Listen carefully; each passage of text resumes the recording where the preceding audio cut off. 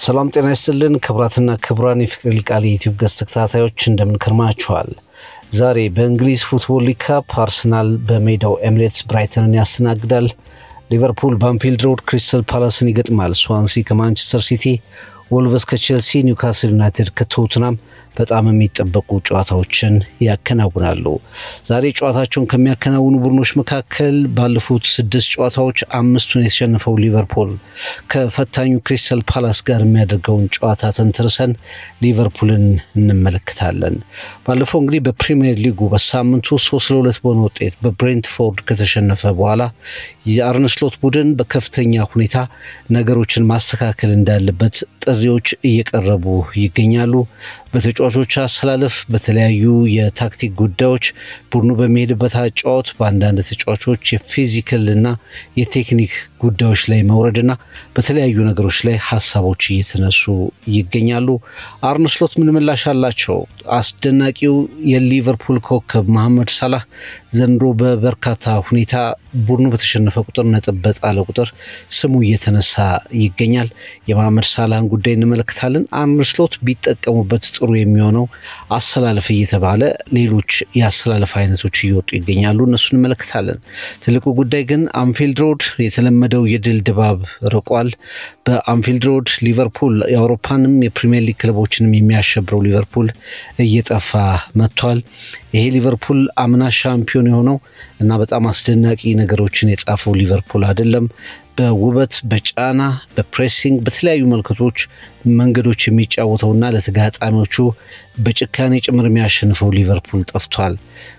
በጣም በብዙ ጨዋታዎች ላይ የምናቀው ሊቨርፑል የአርነ ስሎት ሊቨርፑልም አይደለም። የሚታወቀው ለረጅም ጊዜ የሚቆየው የየርገን ክሎፕ ሊቨርፑልም አይደለምና በሰከንድ ቦሎች በፍሪ ኪክ በትራንዚሽን በተለያዩ ጉዳዮች ላይ ሊቨርፑል ተበልጦ በሊጉ ሌሎች ክለቦች ወደፊት ሲንደረደሩ በአንጻሩ ያምና ሻምፒዮኖቹ 4 ተከታታይ ሽንፈቶችን በፕሪሚየር ሊጉ ማስተናገዳቸው በጣም አነጋጋሪ ሆኗል። ሊቨርፑል ይሄንን ቀውስ እንዴት መፍታት አስቧል? አርነ ስሎት ምን ይጠበቅባቸዋል? ሜዳ ላይ እንዴት ነገሮችን ይቀይራሉ የሚለው በትልቁ እየተነሳ ያለ ጉዳይ ነው። ክሪስታል ፓላስ ሽንፈታቸውን የጀመረው ቡድን ነው። ዛሬም በኤፍኤል አንፊልድ ሮድ ላይ ክሪስታል ፓላስን ይገጥማሉ። ከዛም ቼልሲ፣ ማንቸስተር ዩናይትድ፣ ብሬንትፎርድ እያል 4 ወሳኝ የጨዋታ ድሎችን ከሊቨርፑል የወሰዱ ቡድኖች ተፈጥረዋል። ሊቨርፑል 12 ነጥቦችን ዶፕ አድርጓል ከአራቱ ጨዋታዎች። የእግር ኳስ አጫዋቱ የቡድኑ በራስ መተማመን እንዲሁም ደግሞ እንደ ቡድን በሊቨርፑል ላይ የሚታዩ ጥንካሬዎች ሁሉ የመቀነሳቸው ነገር ምክንያቱ ምንድነው በሚለው ዙሪያ በጣም በርካታ ሐሳቦች ተነስተዋል። ሊቨርፑል እንግዲህ በተደጋጋሚ በጊዜ ጎል የሚያስተናግድ ቡድን ሆኗል። በ6ቱ ጨዋታዎች በ5ቱ ሲሸነፍ በ9ኛው ደቂቃ ላይ ጎል ገብቶበታል። በ16ኛው ደቂቃ ላይ ጎል ተቆጥሮበታል። 14ኛው ደቂቃ ላይ 2ኛው ደቂቃ ላይ 5ኛው ደቂቃ ላይ በብሬንትፎርድ የመጨረሻው ጨዋታ ላይ በ5ኛው ደቂቃ ላይ ጎል አስተናግዷልና ይሄ በጣም ኦርጋናይዝድ ሳይሆን ለጥቂት ደቂቃዎች እንኳን ጸንቶ መቆም የማይችል ቡድን የመሆን ጉዳይ እንዴት መጣ የሚለው ማነጋጋሪ ሆኗል። በተለይ ሊቨርፑል በቀላሉ በረጅምም ኳስ እንዲሁም ደግሞ በትራንዚሽንም ጎል የሚቆጠርበት ቡድን መሆን ችሏል። ጨዋታዎችን በመቆጣጠር የምናቀው የአርነ ስሎት ፊሎሶፊ ነገሮችን ያለማበድ በተረጋጋ መንገድ ፓስ ኮንትሮል አድርጎ መጫወት፣ ለውሳኔ አለመቸኮል አምና በአርነ ስሎት ቡድን ውስጥ በአብዛኛው የተመለከተነው ጥንካሬ ነበር። ዘንድሮ ያንን ጥንካሬውን አጥቶ ተመልክተናል። በአጠቃላይ ብዙ በፍጥነት መፍትሄ የሚፈልጉ ችግሮች ያሉበት ቡድን ሆኖ ተመልክተናል። በእግር ኳስ ውስጥ ቤዚክ የሚባሉ ነገሮችን በደንብ የጎደሉት ቡድን ሆኖ ተመልክተናል። ለምሳሌ መከላከሉ በጣም ክፍተት ያለበት ነው። መሰረታዊ የሚባሉ የመከላከል ክፍተቶችን ጭምር የሚያሳይ ስህተቶችን የሚሰራ ቡድን ነው። የአንድ ለአንድ ኳሶችን አያሸንፍም። በአካል ብቃት በጣም በከፍተኛ ሁኔታ የመውረድ ነገሮችን እንመለከታለን። አዲስ የመጡ ተጫዋቾች ለምሳሌ እንደ ሜሎስ ከርኬዝ አይነት ተጫዋቾች ታለንትድ ናቸው። በእርግጠኝነት ከፍተኛ ታለንት አላቸው። በፕሪሚየር ሊግ ይሄንን ማሳየት ችለው አይተናል። ነገር ግን ቡድን ውስጥ መረጋጋትን ከመፍጠር ይልቅ የበለጠ ቀውስ የሚፈጥሩ አይነት ተጫዋቾች ሆነዋል። በተለይ ከቨርጂል ቫን ዳይክ ጋር በተደጋጋሚ ሜሎስ ኬርኬዝ ቨርጂል ቫን ዳይክ ከሱ ጎን በመጫወቱ ምቾት የማይሰማው አይነት ተጫዋች እስኪመስል ድረስ በቃሉ ውጦች ላይ በሚወስናቸው ውሳኔዎች ላይ ነገሮችን ስንመለከት ነበር። በቀይ በኩል በከፍተኛ ሁኔታ ችግር እንዳለ መረዳት ይቻላል። በተለይ ፍሬምፖንግ ከሊቨርኩሰን መጣ፣ በዚህ ቦታ ላይ መጉላት አልቻለም። እንዲሁም ደግሞ ኮኖር ብራድሌ እንደዚሁ በጣም ልምድ የሚያንሰው ተጫዋች መሆኑን አረጋግጠናል። ሳቦስ ላይ ቦታው ላይ የተሻለው ተጫዋች ነው ሲሰለፍ፣ በሜክሺፍት ሲሰለፍ የተሻለው ተጫዋች ነው። ግን ሊቨርፑል እሱን የሚፈልግባቸውን ቦታዎች ደግሞ ብዙ ናቸውና ሳቦስ ላይ ደግሞ ያለ ቦታው መሰለፉ በራሱ የራሱን ችግር ይፈጥራል። አንዲ ሮበርትሰን በግራ በኩል እንግዲህ ትልቅ የልምድ የሊደርሺፕ መሪነት ያለው ነው። መግባባቱም ከቫን ዳይክ ከኮናቴ ከሌሎች የሊቨርፑል ተከላካዮች ጋር ያለው መግባባትም በልምድ በከፍተኛ ሁኔታ የዳበረ ነው። ጠንካራ ሜንታሊቲ ስትሮንግ ሜንታሊቲ ያለው ኮከብ ነውና ይሄ ተጫዋች መመለስ አለበት፣ ከሜሎስ ኬርኬዝ ይልቅ ይሄ ተጫዋች እድል ማግኘት አለበት የሚሉ ሰዎች አሉ። ከዛ ውጪ ተከላካይ መስመሩ ላይ መረጋጋት ለመፍጠር በተለይ የአየር ላይ ኳሶችን ለመመለስ ጆ ጎሜዝን እንዴት እንዳማራጭ መውሰድ ያቅታቸዋል ወይም ደግሞ እስካሁን አይወስዱትም የሚል ጥያቄዎች ይነሳሉ። እንግዲህ በቀኝ በኩል ተሰልፎ ያውቃል፣ ጥንካሬ መፍጠር ይችላል፣ በአየር ላይ ለሚመጡ ኳሶች ተጨማሪ ኃይል ይሆናል ከኮናቴና ከቫን ዳይክ ጋር በመሆን። ትልቁ ጉዳይ ግን እንግዲህ ጆ ጎሜዝ አርነ ስሎት የማይጠቀሙበት ከጉዳት ጋር ከፍተኛ ታሪክ ያለው ተጫዋች ነውና አሁን ይህንን ተጫዋች የመጠቀሚያ ጊዜው ደርሷል የሚሉ አስተያየቶች ይሰነዘራሉ። ሊቨርፑል አማካይ ስፍራው ትልቁ ችግሩ ሆኗል። መከላከሉ በዚህ ልክ የተጋለጠበት ዋናው ምክንያት በአማካይ ሜዳ ላይ ያለው እንቅስቃሴ በጣም በከፍተኛ ሁኔታ ችግር ያለበት ሆኖ የመገኘቱ ጉዳይ ይመስለኛል። አሁን በዚህ ቦታ ላይ ሁለት ተጫዋቾች ትንሽ ብራይት ናቸው፣ ከርቲስ ጆንስ እንዲሁም ደግሞ ዶሚኒክ ሳቦስ ላይ የሊቨርፑል ወሳኙ ተጫዋች መሆኑን በተደጋጋሚ ጨዋታዎች ላይ አረጋግጧል። ብዙዎቹ የሊቨርፑል ተጫዋቾች ባንቀላፉባቸው በደከሙባቸው ጨዋታዎች ሳይቀር ይሄ ሃንጋሪ ኮከብ ዶሚኒክ ሳቦስ ላይ ነገሮችን ለመቀየር የሚጥር የሊቨርፑል መልካም ገጽታ የሆነ ተጫዋች ሆኖ ተመልክተናል። ከርቲስ ጆንስ ተቀይሮ በገባባቸው ወሳኝ ጨዋታዎች ላይ እንደዚሁ ኮንትሪቢዩሽኑ ከፍተኛ ነበር። ሪያን ግራቨንበርች በብሬንትፎርዱ ጨዋታ ላይ አለመኖሩ እንደዚህም ሆኖ አቋሙ እንዳምነው አይደለም። ሪያን ግራቨንበርች ግን በብሬንትፎርዱ ጨዋታ ላይ አለመኖሩ ደግሞ ሊቨርፑልን የበለጠ ክፍት ያለሱ የማይሆን እንዲመስል አድርጓልና ኮንሲስተንት ሲሆን ጥሩ ሲሆን ሊቨርፑል በሪያን ግራቨንበርች ደረጃ ተጫዋች በተለይ በዚህ በ6 ቁጥር ቦታ አማራጭ አለው ብለን ማሰብ አንችልም። ይህም ተጫዋች በፍጥነት ወደ አቋሙ መመለስ አለበት፣ ወደ ላይን አፕ መመለስ አለበት። ከዛ ውጪ በሊቨርፑል በኩል አምና በጣም ድንቅ የነበረው አርጀንቲናዊው አሌክሲስ ማካሊስተር ዘንድሮ ደክሞ ተመልክተናል። አንዱ ብዙ ያልተነገረበት ግን ፊትነሱም በራስ መተማመኑም አቋሙም ወርዶ የተመለከተነው ተጫዋች አሌክሲስ ማካሊስተር ነው ማለት ይቻላልና አሁን ከርቲስ ጆንስ፣ ዶሚኒክ ሳቦስ ላይ እና ግራቨንበርች ላይ የተሻለ ትኩረት መደረግ አለበት ብለው ሐሳብ የሚሰጡ አስተያየት ሰጪዎች አሉ። እንግዲህ በአማካይ ቦታ ላይ ነገሮችን ሊቨርፑል መቆጣጠር ስላልቻለ በማጥቃት እንቅስቃሴ በኩል ድክመቶች አሉ። መከላከሉ በከፍተኛ ሁኔታ የመጋለጥ አዝማሚያ እያሳየ ይገኛል። ግብ ጠባቂነት ቦታ ላይ ደግሞ እንደዚሁ የአሊሰን ቤከር ጉዳትን ተጨምሮ በከፍተኛ ሁኔታ የሊቨርፑል መጋለጥ ጨምሯልና አርነ ስሎት በፍጥነት የዚህ የአማካይ ሜዳ እንቅስቃሴው ላይ መፍትሄ መፈለግ አለባቸው የሚለው ሐሳብ በትልቁ እየተሰጠ ይገኛል። የማጥቃት መስመር እስካሁን እንግዲህ በግልጽ ይሄ ነው የሚባለው የማጥቃት መስመር አልመጣም። አንደኛው በተጫዋቾች ጉዳት፣ ሌላኛው በአቋም በከፍተኛ ሁኔታ መውረድ። በዚህ ቦታ ላይ ሊቨርፑል ብዙ አማራጮች ያሉት ይመስሉ ነበር። ፕሪሚየር ሊጉ ከመጀመሩ በፊት አስፈሪው የማጥቃት መስመር የማን ነው ቢባል የእግር ኳስ ተመልካቾች ሁሉ ሊቨርፑልን የሚጠቅሱ ይመስለኛል። ኦዲ ሃክፖ፣ አይዛክ፣ ኤኬቲኬ፣ መሐመድ ሳላህ፣ ፍሎሪያን ቪትስ፣ ፌዴሪኮ ኬይሳ እነዚህ ሁሉ ኮከቦች በሊቨርፑል ውስጥ በከፍተኛ ሁኔታ ማቆም ማይቻል በተቃራኒ ቡድኖች ማቆም የማይቻል አይነት የማጥቃት መስመር እንቅስቃሴ መሰረታሉ ተብሎ ነበር። እስካሁን ግን ፎርሙላውን ማግኘት አልቻሉም። ስለዚህ ኮዲ ጋክፖ፣ አሌክዛንደር አይዛክ፣ ሁጎ ኤኪቲኬ መሰለፍ አለባቸው የሚሉ አስተያየቶች ይሰጣሉ። ከቅርብ ጊዜ ወዲህ መሐመድ ሳላህን ወደ ቤንች አምጥቷል። ፍሎሪያን ቪትስን እንደዚሁ ወደ ቤንች ማምጣት ችሏል። በተለይ ሊቨርፑል በተሸነፈባቸው ጨዋታዎች ሁሉ ትልቁ ትችት እየወረደ የሚገኘው እነዚህ ሁለት ተጫዋቾች ላይ ይመስለኛል። አንደኛው መሐመድ ሳላህ፣ ሁለተኛው ደግሞ ፍሎሪያን ቪትስ ላይ ነው። እነዚህ ተጫዋቾች በተለይ ከኳስ ጋር ያለው ንክኪ ሊቨርፑል ኳሱን ኮንትሮል እንዲያደርግ ክሬት እንዲያደርግ ያላቸው ተሳትፎ በተለይ ሊቨርፑል በተቃራኒ ቡድኖች ሲበለጥ ኳስ ሲቆጣጠር እንኳን የተሻለ ተሳትፎ አላቸው። ግን ሲበለጥ ተመልሰው ቡድኑን በማገዝና ነገሮችን በማስተካከል ደረጃ የሚኖራቸው ድርሻ ላይ በጣም ዝቅተኛ ተሳትፎ አላቸው በሚል በርካቶች ሐሳብ እየተሰጠ ይገኛል።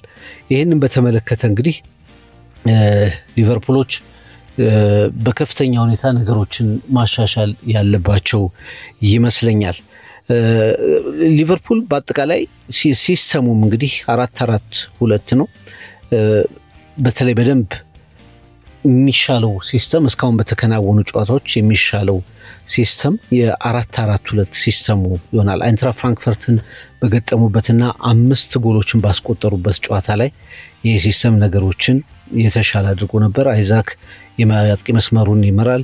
ግራቨንበርችና ጆንስ ሚድፊልድ ላይ ነበሩ። ሳቦስ ላይ ነፃ ወደ ቀይ መስመር ያዘነበለ ሃይብሪድ ሚና ተሰጥቶት ሲንቀሳቀስ ተመልክተናልና ይሄ እንቅስቃሴ እንግዲህ ለሊቨርፑል በ4-4-2 አሰላለፍ ውስጥ የተሻለ ነገር ሊመጣ ይችላል። ያንን የአይንትራክት ፍራንክፈርቱን ፍንጭ በደንብ መመልከት እንዳለባቸው መረጃዎች እየወጡ ይገኛሉ።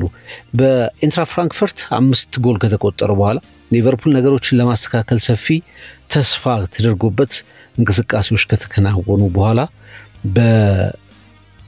በጂቴክ ስታዲየም 3 ጎሎችን አስተናግዶ በቀላሉ ነው ጎሎችን ያስተናገደው። ያስቆጠራቸው 2 ጎሎች ኬርኬዝና መሐመድ ሳላ ያስቆጠሯቸው ጎሎች ደግሞ ድንገት የተገኙ ነበሩ። በጥሩ የማጥቃት እንቅስቃሴ ውስጥ የተገኙ አይደሉም። የኬርኬዝ የብሬንትፎርድ ተከላካዮች ስህተት፣ የመሐመድ ሳላ ደግሞ ሞር ኢንዲቪጁዋል ብሪሊያንስ የራሱን የተጫዋቹን ኳሊቲ የሚያሳይ ነበር ማለት ይቻላልና በማጥቃት እንቅስቃሴው ላይ ያን ያህል ጥሩ አልነበሩምና የአይንትራክት ፍራንክፈርቱን ጨዋታ በደንብ ማምጣት የሚያስፈልግ ይመስላል። ዛሬ በክሪስታል ፓላስ ጨዋታ ላይ በሊቨርፑል በኩል የጎደሉት ይሄ ኢንቴንሲቲ አግሬሽን በደንብ ለጨዋታው ለውጤቱ የመራብ ፎከስ የማድረግ ኳሶችን የማሸነፍ ነገሮች በደንብ መታየት ያለባቸው ይመስላል። አሁን በፊዚካል አጫውትም በሜንታል ጥንካሬም የሊቨርፑል ተቃራኒዎች የተሻሉ የሆኑ ተገኝተዋል። ሊቨርፑል ትልልቅ ቡድኖችን ገጥሟል።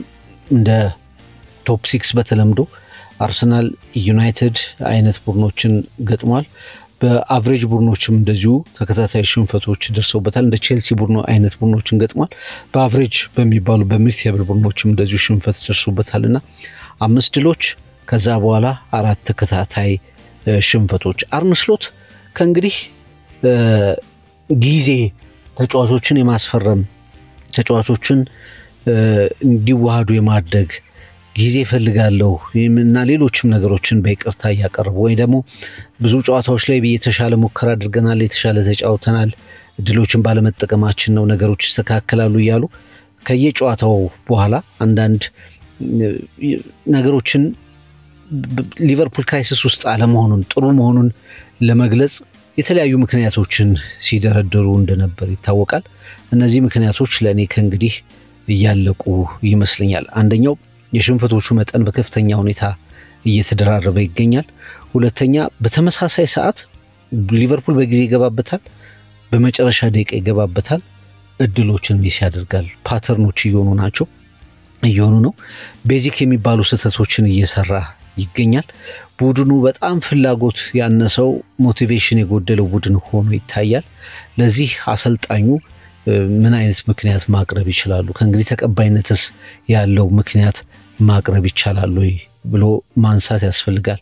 እንግዲህ በብሬንትፎርዱ ጨዋታ ላይ ብዙዎቹ ከዚህ ጨዋታ በኋላ ሊቨርፑል በትልቁ ክራይሲስ ውስጥ ነው ብለው እንዲናገሩ ያደረገ እንደ ቀድሞ የክለቡ ተጫዋች ጄሚ ካራጋር እና ሌሎችም ሊቨርፑል አሁን በከፍተኛ ችግር ውስጥ ነው ብለው እንዲናገሩ ያስገደደው ነገር ምንድነው?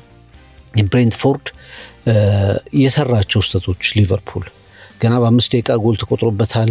ጎል ካስቆጠረ በኋላ ወዲያውኑ እንደገና ጎል ተቆጥሮበታል። ቀላል የሚባሉ ስህተቶችን በፔናልቲ ኤሪያ ውስጥ ያስተናግድ ነበር። ቤዚክ የዲፌንሲቭ ኤረሮች ነበሩት እና ደግሞ እነዛ በጣም በተደጋጋሚ ይታዩ ነበር።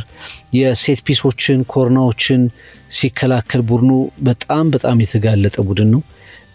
ከመጀመሪያው ሃፍ በኋላ ለምሳሌ ከብሬንትፎርድ ጋር በነበረው ጨዋታ ከመጀመሪያው ሃፍ በኋላ 20 ደቂቃ ሙሉ ሊቨርፑል አንድም የጎል ሙከራ ማድረግ አልቻለም። አንድም ሾት ወደ ብሬንትፎርድ ማድረግ አልቻለም። ይሄ እንግዲህ 2-1 እየተመሩ 3 ያለፉ ጨዋታዎችን ተሸንፈው አንድም ፍላጎት አንድም አግሬሽን አለመኖሩ ሊቨርፑሎችን በከፍተኛ ሁኔታ አስደንግጧቸው ተመልክተናል። ስለዚህ ጨዋታው ላይ ኢንቴንሲቲ መራብ ፊዚካል የሆነ አጫወት አለማሳየት የመሳሰሉ ነገሮች በከፍተኛ ደረጃ እንደ ችግር የሚጠቀሱ ሆነው ተመልክተናቸዋል። ከዛ ውጭ እንግዲህ ሊቨርፑል አርነ ስሎትና ሊቨርፑል ደጋግመው የሚያነሷቸው ነገሮች ነበሩ። በአጋጣሚ ሊቨርፑል አብዛኞቹን ጨዋታዎች ከሜዳ ውጭ ነው የሚያደርጋቸው። ባለፉት 6 ጨዋታዎች 5ቱ አዌይ ማቾች ናቸው።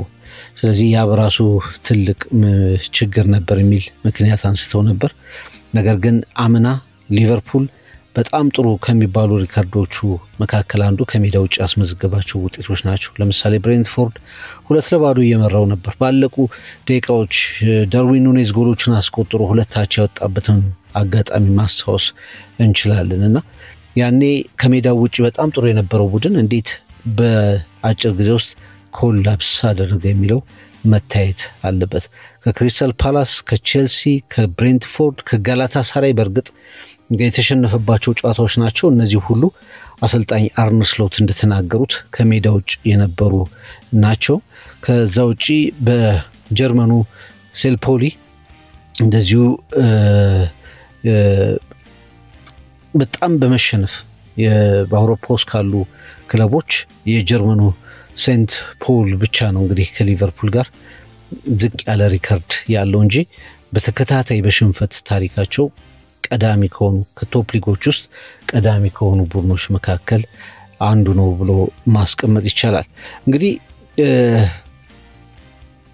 በርግጥ ሚኬል አርቴታም ሲናገር ሰምተናል። አርነ ስሎትም ይሄንን ሐሳብ ይደግፋሉ። በየ3 ቀኑ ነው ጨዋታዎች ያሉት። አሁንም ኤፍኤል በክሪስታል ፓላስ ጋር ጨዋታ ያከናውናሉ። ቅዳሜ ዕለት ከብሬንትፎርድ ጋር ተጫውተዋል። ከዛ በሳምንቱ መጨረሻ እንደዚሁ በፕሪሚየር ሊግ እዛው አንፊልድ ሮድ ላይ በጣም ወሳኝ ጨዋታ ከአስቶን ቪላ ጋር ያጋጥማቸዋልና በመሃል ነገሮችን ለማስተካከል በቂ ጊዜያት የሉም የሚሉ ሐሳቦች አሉ። ግን ልምምዶች እንኳን ባይኖሩ ዝግጅቶች እንኳን ባይኖሩ ሊቨርፑል የሚሰራቸውን ስህተቶች ቤዚክ የሚባሉ ስህተቶችን ለማስተካከል ኦርጋናይዜሽን ለማሳየት ግን ኤክስኪዩዝ አይሆንም። በየ3 ቀኑ የመጫወት ጉዳይ ኤክስኪዩዝ መደረግ አይችልም የሚሉ ሐሳቦችም ይነሳሉ። የላይ ያነሱት ሶፍት የሆኑ ውሳኔዎች ይወሰኑብናል የሚል ሐሳብ ተናግረዋል። እንግዲህ ሊቨርፑልን ተጠቃሚ ያላደረጉ ውሳኔዎች ይወሰኑብናል የሚሉ ሐሳቦችንም ይሰነዝራሉ። ይሄ እንኳን በርካታ ክለቦችን በጋራ ሊያነሱት የሚገባ ችግር ሊሆን ይችላል። የትኛውንም ቡድን ፌቨር ያደርጉ ውሳኔዎች እንኳን ባይኖሩ አንዳንዴ ዋጋ የሚያስከፍሉ ውሳኔዎች ለምሳሌ በብሬንትፎርዱ ጨዋታ ላይ ቨርጅል ቫን ዳይክ ጥፋት ፈጽሟል፣ ቱዶር ላይ ጥፋት ፈጽሟል ተብሎ የተወሰነ ውሳኔ ፔናልቲው እንደዚሁ የሚያበሳጭ ሊሆን ይችላል። በአንጻሩ ኮዲ ጋክፖ ከብሬንትፎርድ ፔናልቲ ቦክስ ውስጥ ተጠልፎ ፔናልቲ ያልተሰጠም የሚሉ ሐሳቦችን ያነሳሉ። እነዚህ ነገሮችን በመጥቀስ አርነ ስሎት በከፍተኛ ሁኔታ ምክንያቶችን ሲደረድሩ ቆይተዋል። ግን ነገሮች ግን የሚጠናቀቁ ይመስለኛል። ለምሳሌ በጣም ማይካዱ እንደ ሉዊስ ዲያዝ፣ ዳርዊን ኑኔዝ፣ ኮንሳ፣ ኬለር እንዲሁም ደግሞ ትሬንት አሌክዛንደር አርኖልድ አይነት ተጫዋቾችን በሙሉ ሸጠዋል። እንደ ኬርኬዝ፣ ፍሎሪያን ቪርትዝ ያሉ ተጫዋቾች ደግሞ ወደ አሰላለፍ አልመጡላቸውም አይዛክን ጨምሮ። ምናልባት ሊቨርፑል ካስፈረማቸው ተጫዋቾች እስካሁን ብራይት የሆነው ተጫዋች ሁጎ ኤኪቲኬ ይመስለኛል። እሱም እንግዲህ በሂደት ባጫወቱ እየተዳከመ እንዳይመጣ ስጋቶች አሉና ሊቨርፑሎች በቀጥታ አሁን የሊቨርፑልን ዊክነስ በደንብ ከተለያዩ ቡድኖች አጫወት ውጤት ይዘው ከወጡ ቡድኖች አጫወት የተለያዩ ክለቦች እየተማሩ ይመስላሉ። አንደኛው ቡድኖች ሊቨርፑልን ቀጥተኛ ጨዋታ መጫወት፣ ዳይሬክት መጫወት፣ ረጃጅም ኳሶችን እና ሴት ፒሶችን መጠቀም። በጁሮራ ጎል ሲቆጠርበት ተመልክተናል። ቡድኑ ከሴት ፒስ ጎል ሲቆጠርበት ተመልክተናል።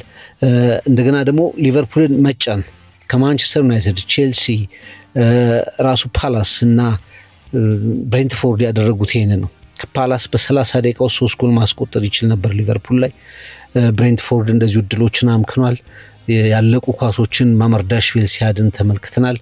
ዩናይትድ እንደዚሁ በጥንቃቄ እየተከላከለ ግን ሊቨርፑልን ጫና ውስጥ የሚከቱ ቀጥተኛ ኳሶችም ትራንዚሽኖችም ሲያደርግ ተመልክተናልና ሊቨርፑልን መጫን ቡድኖች ስህተት እንደሚሰራ ለስህተት እንደሚዳርገው የተረዱ ይመስላሉ።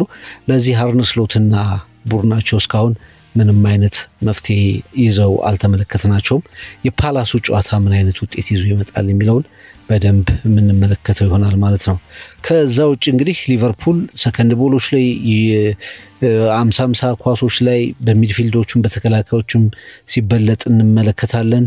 በጣም የማይጠበቁ የራሳቸው ድክመት ከፍተኛ የሆኑ ቡድኖች ሳይቀር በሊቨርፑል ጨዋታ ላይ የበላይነት ይዘው ተመልክተናቸዋልና አንደኛ የተጫዋቾች ኳሊቲ እንዳለ ነው፣ ግን በሜንታሊቲ ደረጃ ተጫዋቾች ጥያቄ ውስጥ ናቸው። በርካታ ተጫዋቾች በአእምሮ ጥንካሬ ደረጃ ከፍተኛ ችግር ላይ ናቸው። ከዛ ውጪ የሊቨርፑል ዊክ ሊንኮች የሚባሉ በመከላከልም በአማካይ ቦታም በማጥቃት መስመር ላይ ላሉት አርነ ስሎት እስካሁን ምንም አይነት መፍትሄ አማራጭ ማምጣት አልቻሉም።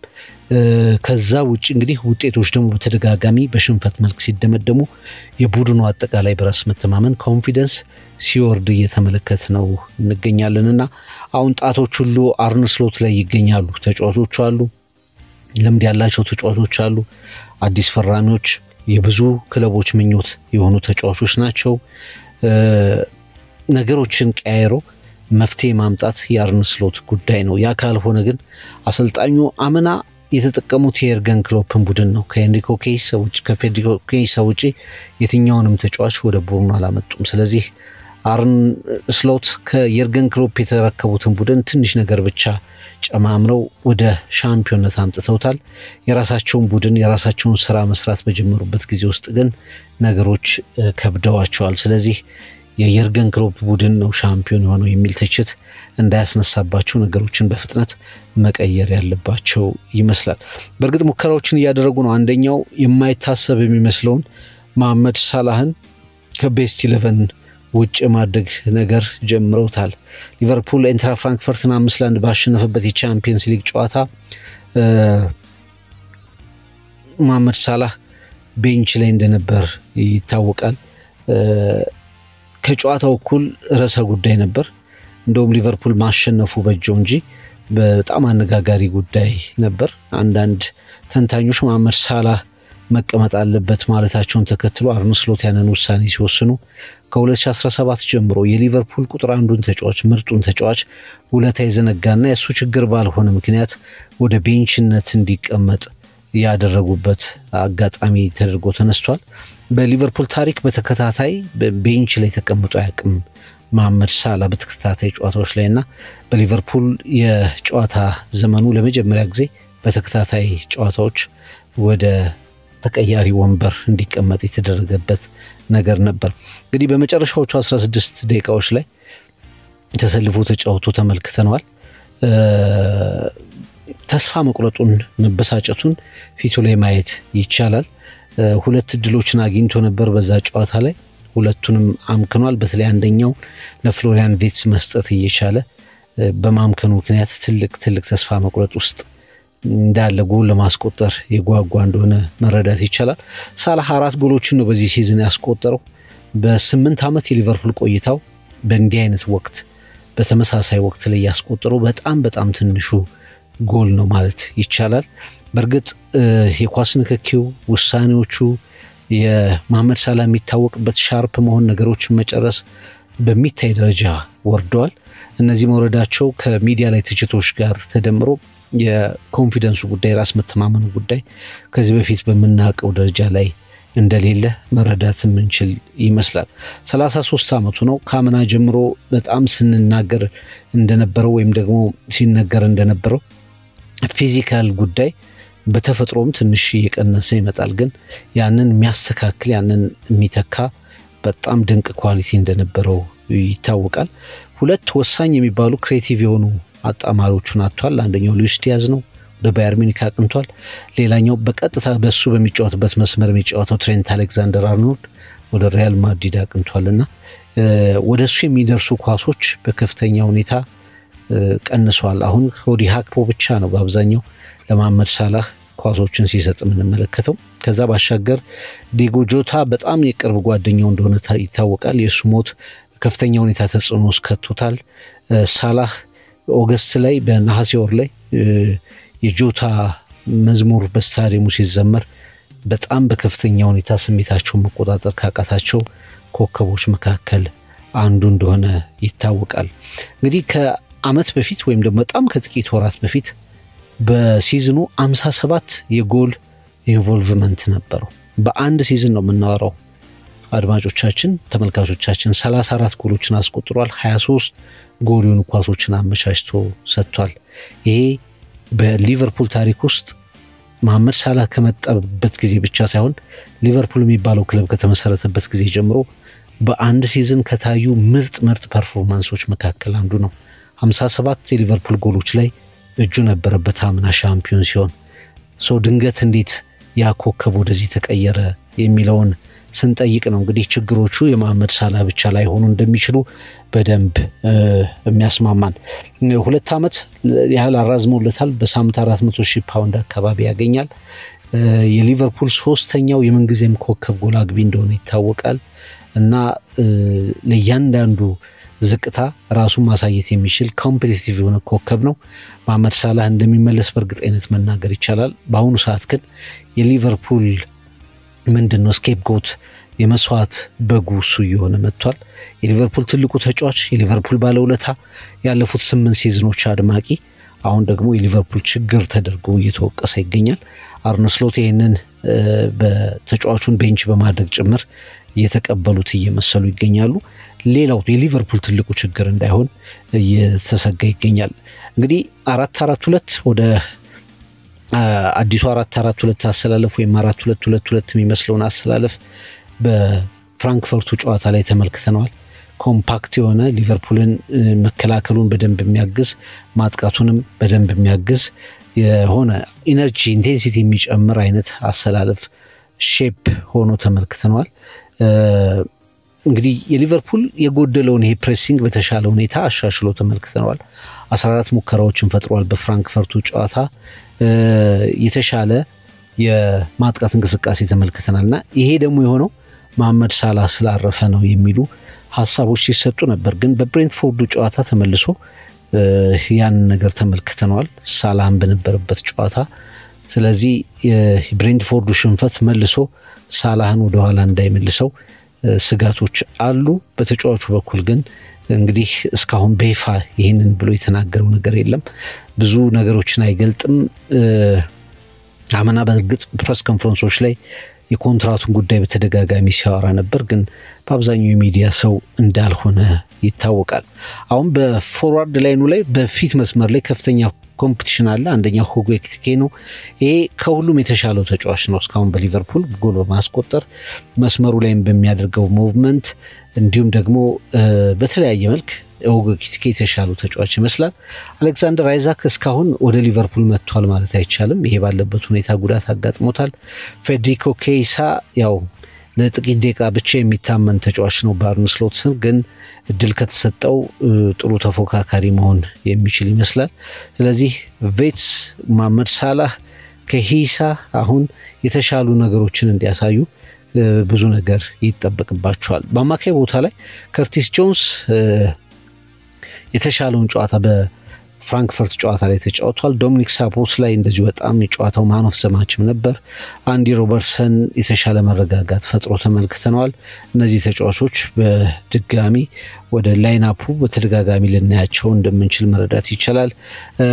እንግዲህ ሊቨርፑል ክራይሲስ ውስጥ ነው። ሊቨርፑል ትንሽም ቢሆን ቀውስ ውስጥ ነው። ከላይ የመሪዎቹ ጋፕ እየሰፋ ይገኛል። ግን ሲዝኑ ገና ከመጀመሩ አንፃር ነገሮችን አስተካክሎ ለመድረስ በቂና ከበቂ በላይ ጊዜ አለ። ቨርጂል ቫን ዳይክ ተጫዋቾቹን ሰብስቦ ተጫዋቾች ብቻ የነበሩበት ሚቲንግ አድርገው ነበር ከብሬንትፎርዱ ጨዋታ አስቀድሞ በራስ መተማመን ለመመለስ ከውጭ የሚሰሙ ትችቶችን እንዴት እንደሚመለከቷቸው ለማየት የሊቨርፑልን አንድነት ለመመለስ ተጫዋቾች ብቻ ተሰባስበው እንደነበር ይታወቃል። መረጋጋት በእንዲህ አይነት የችግር ሰዓት ላይ ደግሞ አብሮ መቆም ወሳኝ መሆኑን ተጫዋቾቹ የበለጠ እንዲረዱ እርስ በርስ መገናኘታቸውን ተጫዋቾች ብቻ ያሉበት ግንኙነት ስብሰባ መደረጉን ተናግሮ ነበር። በእርግጥ ያ ስብሰባ የተደረገው አይንትራ ፍራንክፈርትን ካሸነፉ ራሱ ቨርጂል ቫን ዳይክም የጨዋታው ኮከብ ጎላግቢም ነበር። የጨዋታውን ኮከብ ተጫዋች ተብሎ በብዙዎቹ የተመረጠበት ጨዋታ እንደነበር ይታወቃልና ያ ግንኙነት በብሬንትፎርድ ጨዋታ ደግሞ መልሶ በውጤት ያልተደገፈ ምክክር ሆኖ አልፏል። አሁን በሊቨርፑል በኩል ትልልቅ ጥያቄዎች አሉ። ዋናውና ትልቁ ጉዳይ አርነ ስሎት መፍትሄውን ፎርሙላውን ማግኘት ይችላሉ ወይ ነው። የዛሬው ጨዋታ ኤፍኤል ክሪስታል ፓላስ ሊቨርፑልን እዚህ ችግር ውስጥ እንዲገባ የመጀመሪያውን ፊሽካ የነፋው ቡድን ነው ክሪስታል ፓላስ እና ኦሊቨር ግላስነር። ይሄ ቡድን አርሰናልን በሳምንቱ መጨረሻ እንዴት እንደፈተነው የምናስታውሰው ነው።